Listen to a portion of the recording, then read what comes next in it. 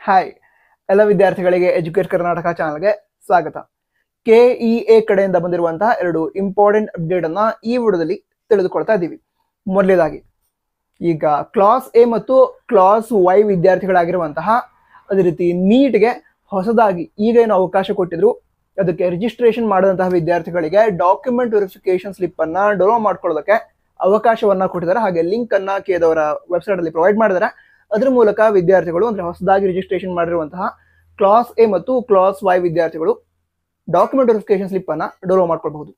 ಎರಡನೇ ಅಪ್ಡೇಟ್ ಏನಿದೆ ಇದೇನಂತ ಹೇಳಿದ್ರೆ, ಯಾವ ವಿದ್ಯಾರ್ಥಿಗಳು ಇದುವರೆಗೆ ಕೌನ್ಸಿಲಿಂಗ್ಗೆ ರಿಜಿಸ್ಟ್ರೇಷನ್ ಮಾಡಿಲ್ಲ, ಸ್ಪೆಷಲಿ ಈ ಒಂದು ಮೆಡಿಕಲ್, ಡೆಂಟಲ್ ಹಾಗೆ ಆಯುಷ್ ಕೋರ್ಸ್ಗಳಿಗೆ ಸಂಬಂಧಂತೆ ಕೌನ್ಸಿಲಿಂಗ್ ಅಲ್ಲಿ ಪಾರ್ಟಿಸಿಪೇಟ್ ಮಾಡೋದಕ್ಕೋಸ್ಕರ ರಿಜಿಸ್ಟ್ರೇಷನ್ ಮಾಡಿಲ್ಲ, ಅವರಿಗೆ ರಿಜಿಸ್ಟ್ರೇಷನ್ ಮಾಡ್ಕೊಳ್ಳೋದಕ್ಕೆ ಇವತ್ತು ಆಗಸ್ಟ್ 11, 2024 ಮಧ್ಯಾಹ್ನ 2 ಗಂಟೆವರೆಗೆ ಅವಕಾಶ ಇರುತ್ತೆ ಅಂತ ಹೇಳಿದ್ದಾರೆ. ಸೊ ಯಾವುದಾದ್ರು ವಿದ್ಯಾರ್ಥಿಗಳು ರಿಜಿಸ್ಟ್ರೇಷನ್ ಮಾಡಿದ್ರೆ ರಿಜಿಸ್ಟ್ರೇಷನ್ ಮಾಡ್ಕೊಳ್ಳಿ.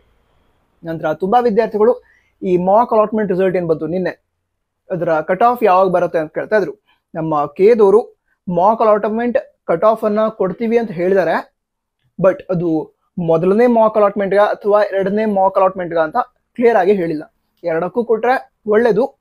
ಈಗ ಅಟ್ ಪ್ರೆಸೆಂಟ್ ನೀವೇನ್ ಮಾಡ್ಬೋದು ಅಂತ ಹೇಳಿದ್ರೆ, ಹಿಂದಿನ ವರ್ಷದ ಕಟ್ ಆಫ್ ಏನಿದೆ ಅದನ್ನ ಇದುವರೆಗೆ ಚೆಕ್ ಮಾಡಿದ್ರೆ ಚೆಕ್ ಮಾಡಿ, ನಂತರ ಅದೇ ಯಾವ ಕಾಲೇಜ್ ಸಿಗಬಹುದು ನಿಮ್ಮ ರ್ಯಾಂಕ್ ಪ್ರಕಾರ ಅದನ್ನ ನೋಡಿ.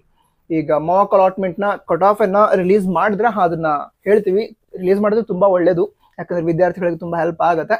ಬಟ್ ರಿಲೀಸ್ ಮಾಡ್ತೀವಿ ಅಂತ ಹೇಳಿದ್ರೆ ಅದೇ ಈಗ ಕೊಡ್ತಾರ ಅಥವಾ ಎರಡನೇ ಮಾಕ್ ಅಲಾಟ್ಮೆಂಟ್ ನಂತರ ಕೊಡ್ತಾರ ಅಂತ ಇದುವರೆಗೆ ಹೇಳಿಲ್ಲ.